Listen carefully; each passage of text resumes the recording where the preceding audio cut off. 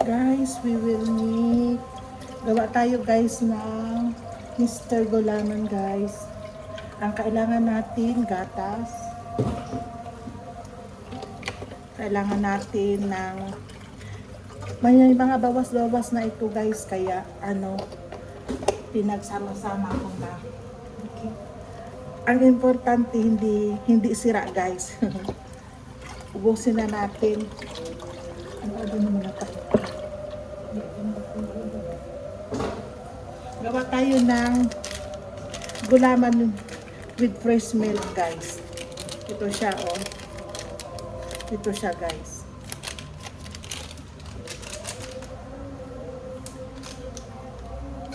Pang amin lang to guys, hindi ito sa amo. At mag-add pala ako guys ng sugar. Magkapi ka guys. Pag-init ako ng tubig. Isang ganito lang guys ang ilagay ko kasi pangit yung masyadong matamis. Pang amin lang naman ito eh.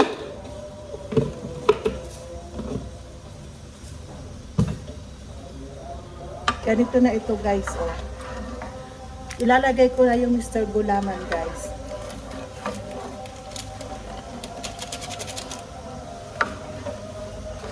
Ang ganda ng kulay niya guys.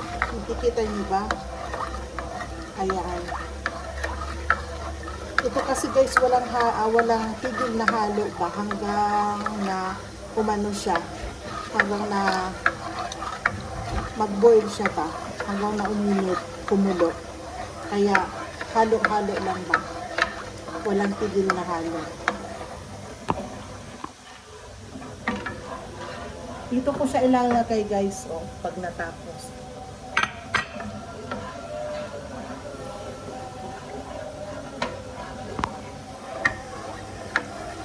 Nakikita niyo ba guys?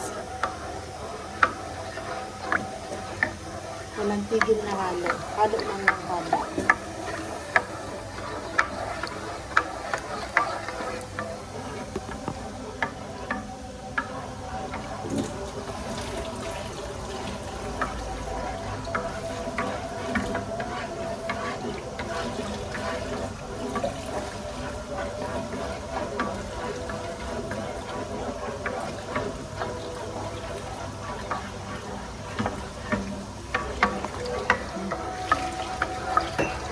Wala siyang tigil na halo guys hanggang kumulo.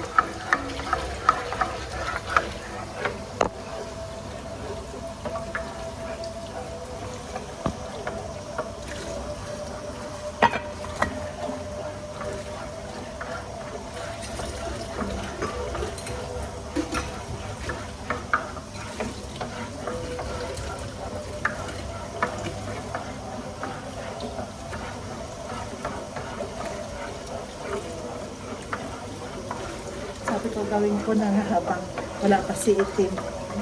Kasi mamaya, nandito na yan.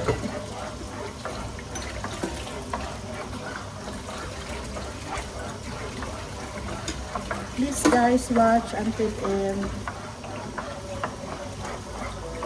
Thank you guys sa support.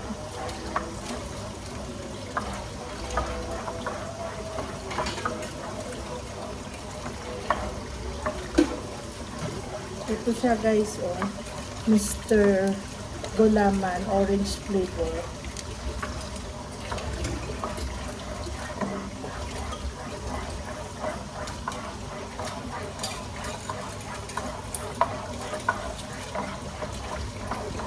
Guys, nakikita niyo ba guys?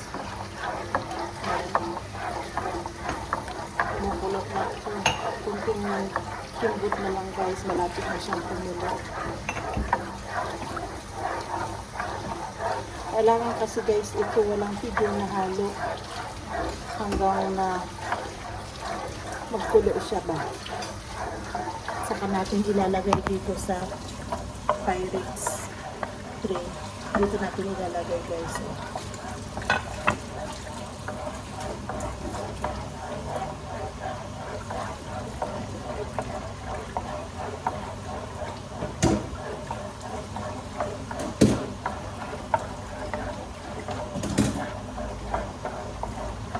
amin lang naman ito guys, kaya kahit anong brand ng gatas, okay lang. At least hindi expired.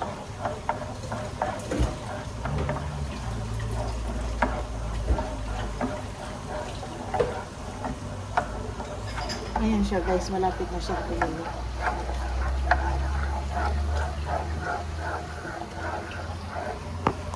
Malapit na. Dito natin ilalagay.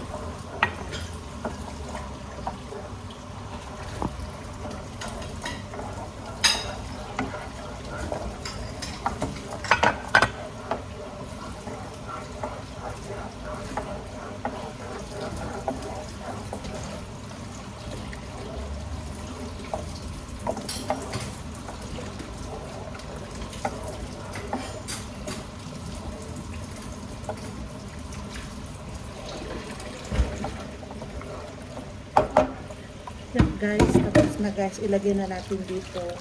At mamaya, okay na siya. Palamigin lang muna natin ng 45 minutes or half hours. Okay na ito guys. Saka natin ilagay sa fridge. Thank you guys for watching. God bless.